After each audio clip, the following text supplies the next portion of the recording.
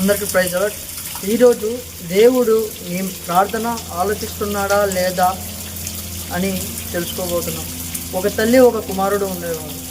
ఆ తల్లి తన కొడుకు ఎప్పుడు చెడు వ్యసనాలకి వెళ్తూ మందు కొడుతూ తల్లిని వచ్చి హింసించేవాడు. కానీ తన తల్లి తన కొడుకు ఇంట్లో ప్రార్థన చేసేది. ఏమని?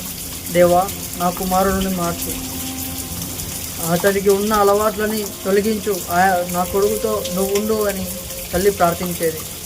కొడుకు ఎప్పటికీ మారకుండా తాగుతూ తల్లిని వచ్చి హింసిస్తూ డబ్బులు తీసుకుంటూ మళ్ళీ వెళ్ళి తాగి వచ్చి అవన్నీ చేస్తూ ఉండేవాడు. కానీ ఒకరోజు తల్లి ప్రార్థిస్తుంటే దేవుని యొక్క వెలుగు అతనిని తాకింది. అతనిని తాకిన తర్వాత అక్కడికక్కడే మోకరించి దేవునికి సాగిలపడి, దేవా, నేను చేసిన పాపములను క్షమించు, నాలో ఉన్న ఈ చెడుతనాన్ని తొలగించు అని ప్రార్థించేవాడు. దేవుడు ఆ ప్రార్థన ఆలకించి అతనిని సేవలో వెళ్ళనిచ్చారు.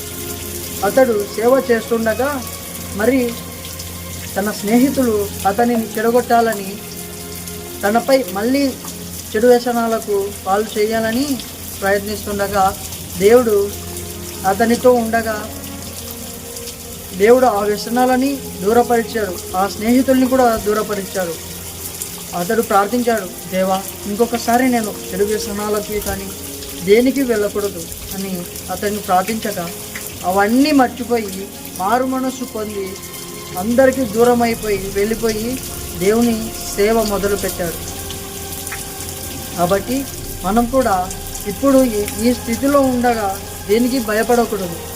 ఈ స్థితిలో ఉన్నామంటే మనము రేపు ప్రార్థన చేస్తే దేవుడు ఆ స్థితిని తీసివేస్తాడు. నువ్వు చెడు వ్యసనాలకు భయపడుతున్నావా? అసభ్యకరమైనవి చూస్తున్నావా? వాటి గురించి దేని గురించి భయపడకు.